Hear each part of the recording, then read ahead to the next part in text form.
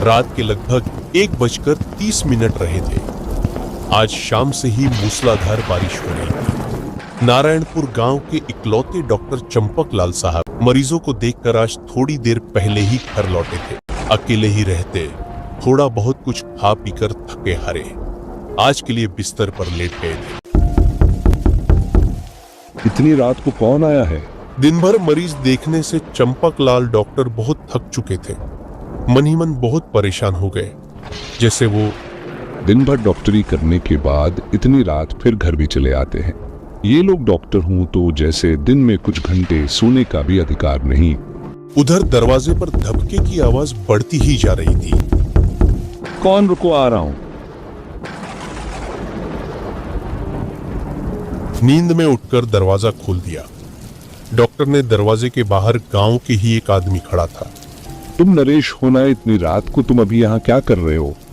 Doctor साहब, क्या मैं पागल हो गया हूँ? डॉक्टर साहब, बिल्कुल पागल, दया कीजिए, बताइए मुझे। जवाब देने से पहले डॉक्टर ने नरेश की तरफ देखा।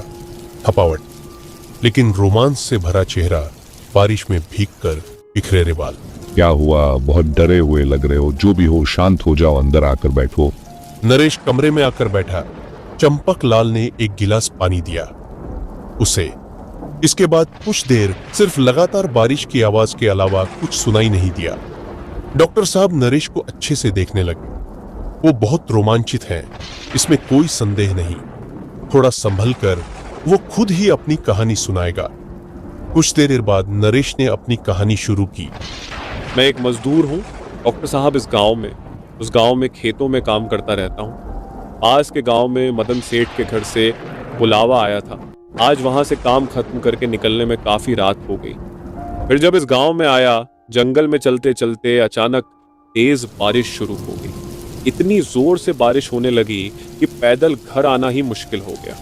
कहीं थोड़ा सिर छुपाने की जगह मिल जाए, यह सोच ही रहा था, अभी गांव के आखिरी सिरे में वो पुराना घर दिखा मुझे। लेकिन हैरानी की बात क्या है जानते हैं डॉक्टर? उस घर में तो कोई रहता नहीं है, लेकिन मैंने वहां तब एक लालटेन की रोशनी देखी। गांव के आखिर में जंगल के बीच वो पुराना घर, वहां तुम्हें इंसान कैसे दिखा? वहां आज तक कोई रहता है? सुना नहीं मैंने, जो रहते थे वो तो बहुत साल पहले ही मर गए हैं।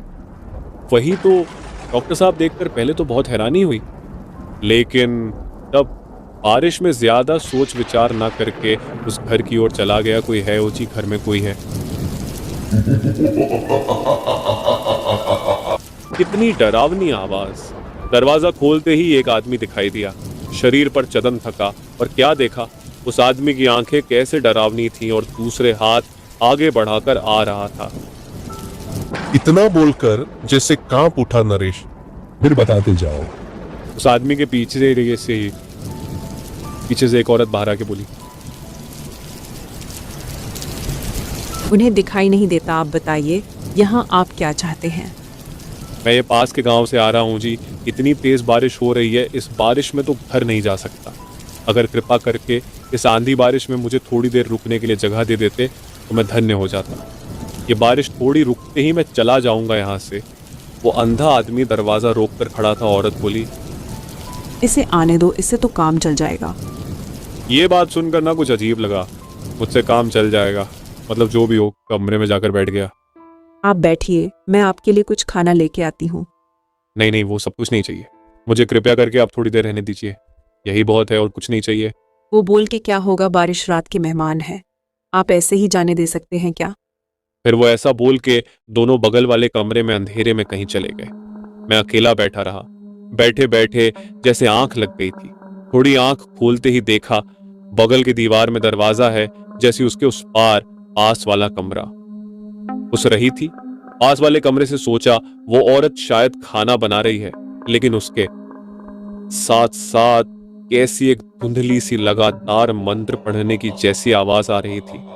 मैं वैसे डरपोक नहीं हूं डॉक्टर, लेकिन फिर भी किसी एक अशुभ सी महसूस होने लगी।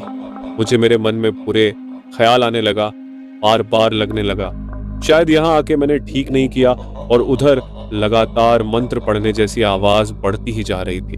मेरा मन हुआ कि जाकर देखता हूँ क्या हो रहा है उधर। यह सोचकर दरवाजे से झांक कर देखा पास वाले कमरे में कितना भयानक दृश्य था। हाय राम राम राम राम राम राम राम। क्या रे, क्या देख रहा है? खाएगा, खाना खाएगा। नहीं नहीं नहीं, मैं कुछ नहीं खाऊंगा, मुझे जाने दीजिए, मैं यहाँ से जाना चाहता हूँ। जाएगा कहाँ जाएगा? यहाँ से कोई कहीं नहीं जा सकता, तू भी नहीं जाएगा। पीछे चलते चलते दीवार से मेरी पीठ तड़ा गई। डॉक्टर और वो दोनों मिलकर मेरी तरफ आते ही रहे और कहीं जाने का रास्ता नहीं था। मेरा उस आदमी ने अब अपने दोनों हाथों से गला दबा दिया। मेरा कितना ठंडा था वो दो हाथ, और जोर से फिर चारों तरफ अंधेरा छा गया मेरी आंखों के सामने। इतना बोलकर रुका।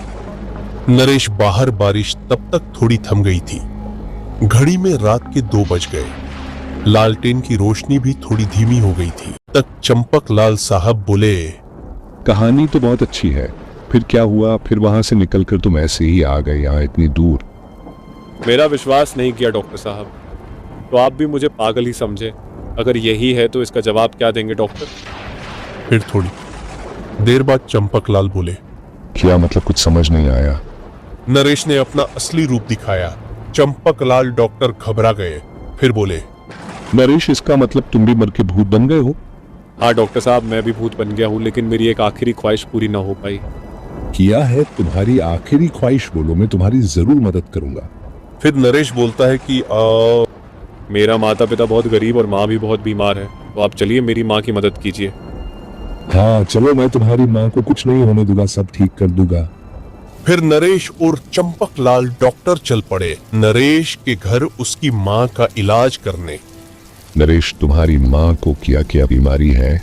डॉक्टर साहब, मेरी माँ को सर्दी और बुखार बहुत तेज है।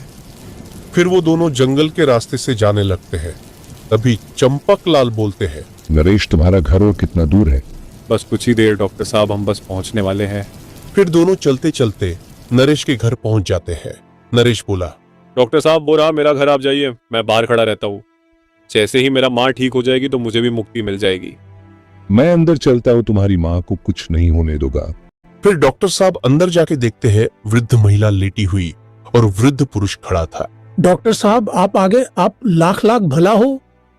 हाँ, मैं आ गया, अभी तुम्हारी बीवी दवाएं और इंजेक्शन दे देता हूँ। फिर डॉक्टर साहब दवाएं और इंजेक्शन दे देते हैं और नरेश की माँ ठीक हो जाती है। लेकिन डॉक्टर साहब, आपको किसने बताया कि मेरी बीवी बीमार है, और रास्ता आपको किसने बताया, और आपको यहाँ कौन लेके आया? तुम्हारे बेटे ने बताया मुझे। वो मर गया है, लेकिन अब ये अपनी माँ का बचाने के लिए वो मर के भी वापस भूत बन के आया, अपनी माँ को बचाने के लिए। क्या बोल रहे हैं तुम? मेरा बेटा मर गया है? मेरा बेटा काम करने गया था तो तब से कभी आया नहीं, और मेरे बेटे की वजह से ही मेरी बीवी को बुखार और सर्दी हो गई। तुम्हारा बेटा तुम दोनों को ही याद कर रहा था। तुम्हारा बेटा बहुत भला इंसान था, लेकिन उनको जंगल का वो घर है ना, वहां उनको मार दिया था। फिर रात बहुत हो गई थी तो डॉक्टर चंपक लाल एक रात के लिए नरेश के माता पिता के घर के अंदर वाले कमरे में सो गया। फिर सुबह होते ही डॉक्टर चंपक लाल बोलते हैं, चलो मैं चलता हूँ, अब आप संभल लेना और पैसों की चिंता मत करना, मैं आपको थोड़े थोड़े रोज दे दिया करूंगा। नहीं नहीं, पैसों की कोई जरूर नहीं है, मैं खुद काम पर जाया करूंगा और नरेश की माँ का ख्याल रखूंगा। सुबह की हल्की धूप पेड़ों से छनकर धरती पर गिर रही थी।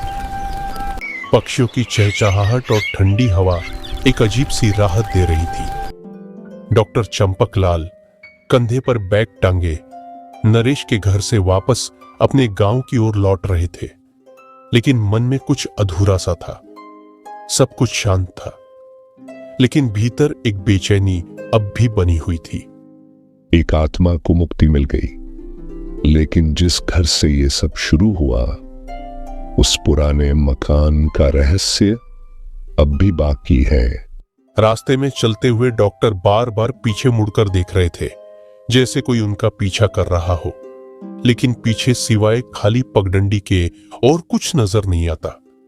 तभी एक मोड़ पर उन्हें एक वृद्ध साधु दिखाई दिए, जो ध्यान मुद्रा में बैठे थे। तुम पर अब भी उस घर की छाया है, तुम्हें वहां दोबारा जाना होगा। आप कौन हैं और आपको कैसे पता कि मैं कहां से आया हूं? जिस आत्मा को तुमने मुक्ति दी, वह शुभ थी, लेकिन वह घर, उस घर में अब भी कई अस्थिर आत्माएं हैं और एक बहुत पुरानी जो अभी जागी नहीं है मगर अब जागने वाली है। डॉक्टर को साधु की बातें समझ नहीं आ रही थीं, लेकिन दिल में जो बेचैनी थी वो इन शब्दों से और तीव्र हो गई। तो मैं क्या करूं? तुम्हें उस घर में फिर जाना होगा। वहां कुछ अधूरा रह गया है और यह अधूरापन अब तुम्हारे जीवन को प्रभावित करेगा जब तक उसे पूर्ण न किया जाए। साधु ने अपनी आंखें दोबारा मूंद ली और फिर चुप हो गए। डॉक्टर कुछ देर वहीं खड़े रहे, फिर धीरे धीरे अपने गांव की ओर चल दी। लेकिन अब उनका मन और अशांत हो गया था। अगली रात डॉक्टर चंपकलाल अपने घर में थे। उन्होंने उस रात का सारा किस्सा अपनी डायरी में लिखना शुरू किया। लालटेन की हल्की रोशनी में उनके चेहरे पर थकान और चिंता दोनों साफ झलक रही थी। लेकिन अगर नरेश की आत्मा सच थी तो बाकी आत्माएं भी होंगी, और अगर वो हवेली अभी भी वैसी ही है तो वहां कुछ और इंतजार कर रहा है। अचानक दरवाजे पर दस्तक, धप की आवाज। फिर कोई आया है इतनी रात को? वो धीरे धीरे दरवाजे की ओर बढ़ते हैं, दिल की धड़कनें तेज। दरवाजा खुलते ही कोई नहीं दिखता, सिर्फ एक पुरानी लकड़ी की माला दरवाजे पर लटक रही थी। वही माला जो उन्होंने नरेश की मां को दी थी, उसकी रक्षा के लिए। डॉक्टर समझ गए नरेश भले मुक्त हो गया हो, लेकिन हवेली से कोई अब भी उन्हें पुकार रहा है। अब ये लड़ाई अकेले डॉक्टर की है, और अगली बार सिर्फ भूत नहीं बल्कि कुछ और भी होगा जो उनका इंतजार कर रहा होगा। अगली रात थी। गांव की बिजली गुल थी और हवाओं में एक बार फिर वही पुरानी बेचैनी खुली थी। डॉक्टर चंपकलाल अब और इंतजार नहीं करना चाहते थे। उन्होंने अपने बैग में टॉर्च, कुछ जड़ी बूटियां और वह पुराना ताबीज रखा जो साधु ने उन्हें कभी भेंट दिया था। अगर कोई आत्मा जागने वाली है तो मुझे तैयार रहना होगा। मैं उस घर में फिर जाऊंगा और इस बार बिना डरे। उन्होंने खुद को कड़ा किया और पैदल ही जंगल की ओर चल पड़े। रास्ता वैसा ही था, सुनसान, अंधेरा और रहस्यमय। एक एक कदम जैसे किसी अनजाने अतीत की ओर ले जा रहा था। करीब 1 घंटे के सफर के बाद वही पुरानी हवेली सामने थी। बाहर से टूटी हुई दीवारें, जंग लगे गेट और खिड़कियों से झांकता अंधेरा। लेकिन आज वहां हल्की सी रोशनी थी, जैसे किसी ने अंदर दिया जलाया हो। कौन हो सकता है इतनी रात को इस वीरान हवेली में? या फिर? उन्होंने धीरे से दरवाजा धक्का दिया। चर्रर की आवाज के साथ दरवाजा खुला। भीतर घुप अंधेरा था, लेकिन हवा भारी थी, जैसे किसी की सांसें चल रही हों। अचानक पीछे से वही साधु प्रकट हुए जिनसे डॉक्टर ने रास्ते में मुलाकात की थी। तुमने ठीक किया लौट कर आकर। लेकिन जो आत्मा यहां जागने वाली है वो पहले जैसी नहीं। ये एक रक्षक आत्मा थी जो अब रक्षक नहीं रही। ये अब शापित है। शापित? क्यों? क्या हुआ था यहाँ? साधु ने अपनी उंगली हवेली की दीवारों की ओर उठाई। दीवारों पर अब लाल रंग से लिखे कुछ संस्कृत श्लोक उभर आए थे। डॉक्टर उन्हें पढ़ नहीं सके, लेकिन उनके अक्षरों से जैसे धुआं उठ रहा था। इस हवेली में सालों पहले एक पुजारी रहा करता था, लेकिन जब गांव वालों ने उस पर तंत्र क्रिया का आरोप लगाया तो उसे जिंदा जला दिया गया। उस दिन से उसकी आत्मा इस घर में कैद है। लेकिन आज की रात वही तिथि है। आज वो जागेगा और बदला लेगा। तभी एक जोर की हवा चली और हवेली का दरवाजा खुद ब खुद बंद हो गया। टॉर्च की रोशनी कांपने लगी और डॉक्टर चंपकलाल ने देखा हवेली की दीवारों से धुएं जैसी काली आकृति बाहर निकल रही थी। कौन आया है मेरे शांति भंग करने? मैं सिर्फ जानना चाहता हूं, आप क्या चाहते हैं? लेकिन जवाब देने की बजाय वो आकृति हवा में फैल गई और एक कोने से पुराना फर्श चटकने लगा। वहां से एक पुरानी माला, राख और कुछ लकड़ी के टुकड़े बाहर आए, जैसे किसी को वहीं जलाया गया हो। अब समय नहीं बचा, या तो इसे शांति दो या ये पूरा गांव शापित होगा। डॉक्टर ने झट से अपना ताबीज निकाला, माला उस पर लपेटी और जड़ी बूटियां जलाकर धूप के रूप में हवा में छोड़ दी। कमरे में धुआं भर गया और फिर अचानक सन्नाटा। धुआं धीरे धीरे कम होने लगा। वह आकृति एक बूढ़े पुजारी का रूप ले चुकी थी, जो अब शांत आंखों से डॉक्टर को देख रहा था। मुझे जला दिया गया बिना दोष, अब बस शांति चाहिए। मैं वचन देता हूं, आपके लिए गांव में सच्ची प्रायश्चित पूजा करवाई जाएगी। आपकी आत्मा को मुक्ति मिलेगी। पुजारी की आंखों से एक बूंद अश्रु टपका और फिर वो आकृति हवा में समा गई। हवेली की दीवारें फिर वैसी ही शांत हो गई। तुमने आज एक शाप को रोका है, लेकिन याद रखना, जहां अतीत अधूरा हो वहां अंधकार कभी पूरी तरह खत्म नहीं होता।